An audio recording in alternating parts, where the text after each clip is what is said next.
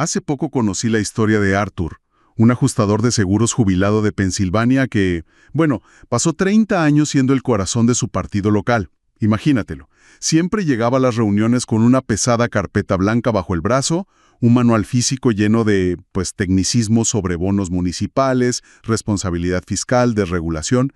Para él, ser un líder político era eso, estudiar documentos áridos y seguir un orden lógico. Arthur creía en la jerarquía, en los procesos y sobre todo en esa carpeta que representaba un mundo, predecible. Pero hace unos meses, después de estar un tiempo alejado, Arthur decidió volver a una reunión en el salón de veteranos de su pueblo. Entró esperando encontrar a los hombres de zapatos sensatos debatiendo políticas públicas. En cambio, lo que encontró lo dejó, completamente desconcertado. El salón se había convertido en un caleidoscopio caótico. Mecánicos con los brazos tatuados, jóvenes obsesionados con las criptomonedas, madres que conocían cada detalle de las leyes de educación en casa pero que no sabían ni les importaba que era un bono municipal. Ya no había debate sobre presupuestos, había rabia. Arthur buscó con la mirada a los guardianes, a los veteranos que solían tener las llaves del sistema y filtraban quién era apto para postularse. Habían desaparecido. En su lugar, había una multitud que no estaba allí para seguir un manual, sino para desahogar un sentimiento visceral. Para Arthur, fue como si el suelo se moviera bajo sus pies.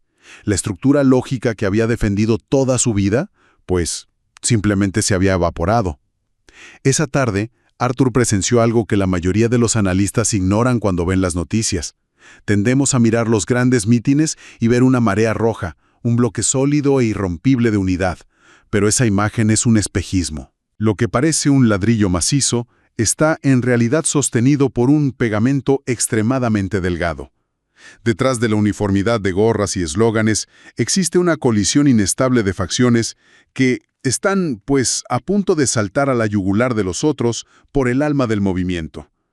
Estamos ante lo que los expertos llaman un partido hueco. Y si queremos entender hacia dónde se dirige realmente la política actual, tenemos que dejar de mirar la fachada de unidad y empezar a observar las grietas que están fracturando los cimientos desde adentro. La historia de Arthur es la anécdota perfecta. No es un caso aislado, es el síntoma de una crisis sistémica que, lleva décadas gestándose. Él vio el resultado final de un largo proceso de desmoronamiento. Un partido hueco es una imagen muy potente. ¿Por dónde empezamos a analizar algo así? Se siente como si hubiera grietas, por todas partes. Las hay.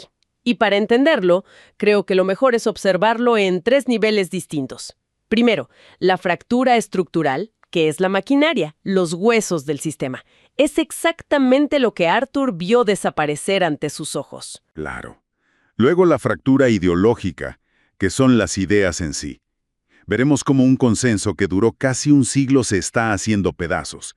Y finalmente, la fractura sociológica, la gente, la raíz de esa rabia que Arthur sintió en el aire.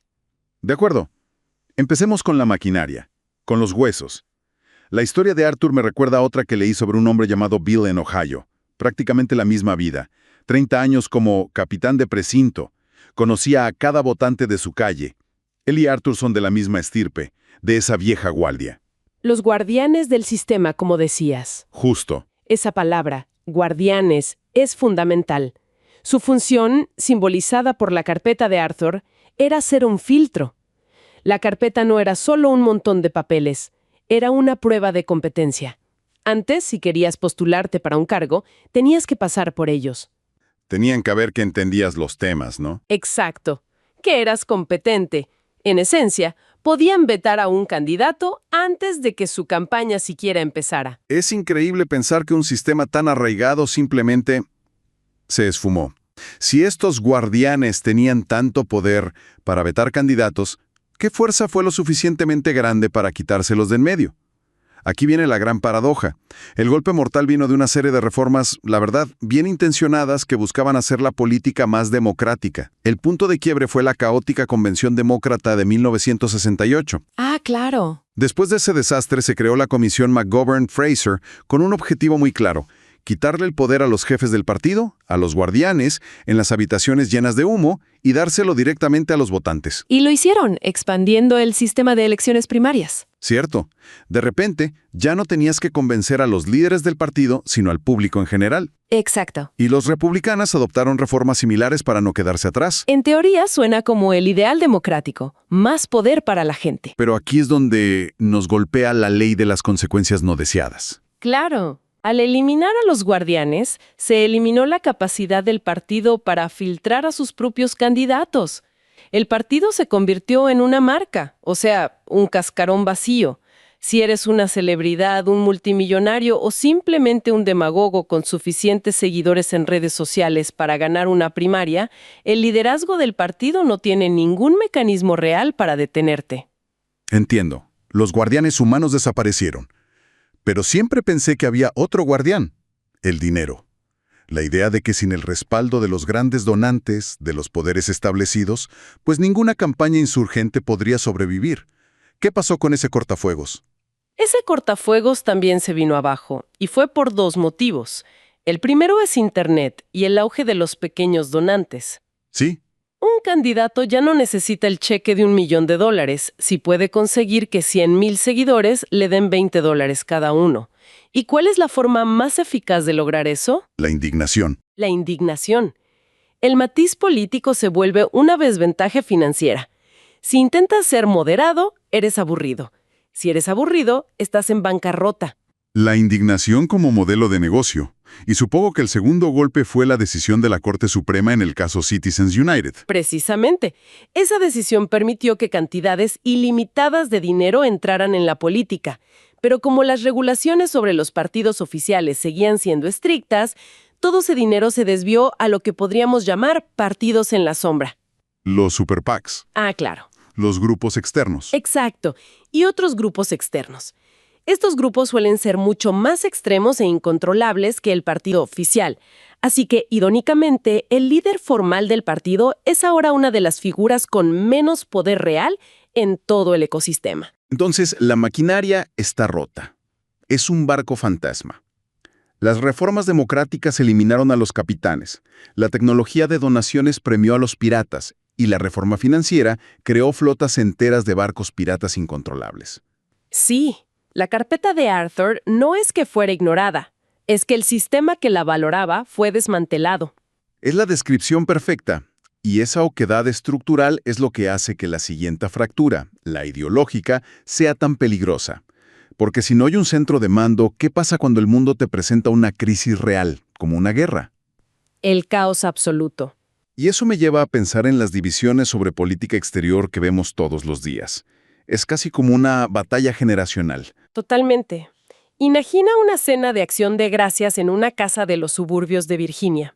En una punta de la mesa está el abuelo Robert, un neoconservador que trabajó en el Pentágono y que cree firmemente en la hegemonía global de Estados Unidos y en la OTAN. Ok. Frente a él está su nieta Clara, una activista de la nueva derecha cuyo lema es America First. Cuando alguien menciona la ayuda militar a Ucrania, el ambiente se puede cortar con un cuchillo. Esa imagen de la cena familiar es potentísima, porque todos hemos vivido una versión de eso. De un lado, el abuelo que ve a EU como el policía del mundo, y del otro, la nieta que pregunta, ¿y a nosotros qué nos importa?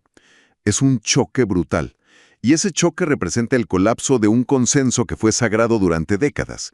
Desde la Guerra Fría, la política exterior republicana se asentaba sobre un taburete de tres patas.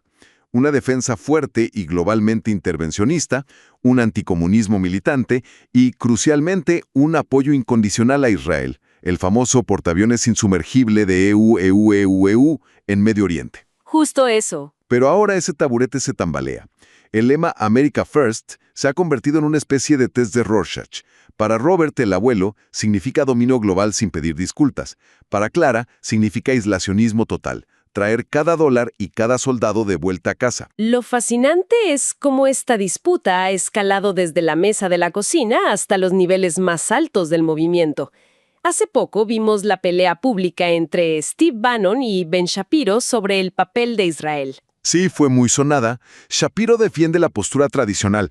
No se pueden separar los intereses estadounidenses de la supervivencia de la civilización occidental, incluyendo a Israel. Y la respuesta de Bannon fue algo que nunca pensé que escucharía en la derecha estadounidense. Calificó a Shapiro de cáncer Y dijo algo que creo que los historiadores recordarán. Miró a la cámara y sentenció: Israel ya no es dueño de la política exterior estadounidense. Increíble. Hace 10 años, una frase así te habría costado la carrera. Te habrían expulsado del movimiento. Y hoy recibe ovaciones por ello, porque está conectando directamente con la energía de Clara, con esa generación que ve las alianzas y la ayuda exterior no como una inversión en seguridad, sino como un robo a los ciudadanos. Claro. Figuras como Tucker Carlson han machacado este mensaje a millones de personas. Su pregunta es siempre la misma y es brutalmente simple. ¿Qué ganamos nosotros con esto? De acuerdo. Pero ¿dónde encaja Trump en todo esto? Él es la figura central. ¿Es un Robert, un intervencionista, o es una Clara, una aislacionista? No es ninguno de los dos, y esa es la clave de su poder y de la imprevisibilidad del movimiento. Trump no es ideológico, es transaccional. Su principal motivación no es la hegemonía global ni el aislacionismo puro. Es no parecer débil o, en sus palabras, no ser engañado. O sea, lo trata como un negocio. Exacto.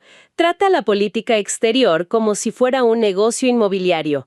Si siente que está obteniendo la mejor parte del trato, apoyará una alianza. Si siente que lo están utilizando, la destrozará sin pensarlo 2 veces. Lo que crea una volatilidad increíble.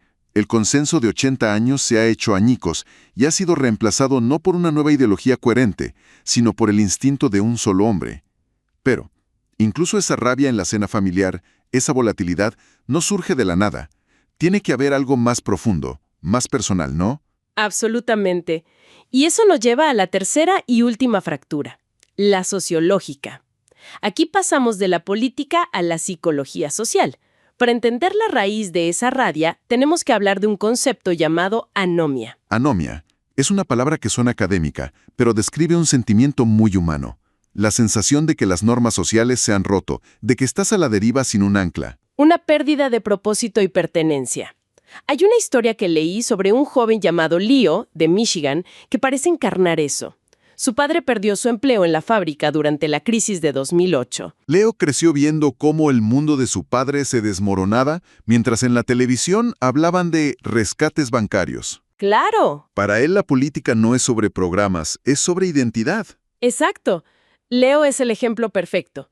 La crisis de 2008 no fue solo económica, fue un catalizador para la desintegración de las instituciones que daban sentido y cohesión a las comunidades. Los sindicatos, las iglesias, los clubes sociales, incluso los periódicos locales que creaban una identidad compartida. Todo lo que te anclaba a un lugar. Todo eso.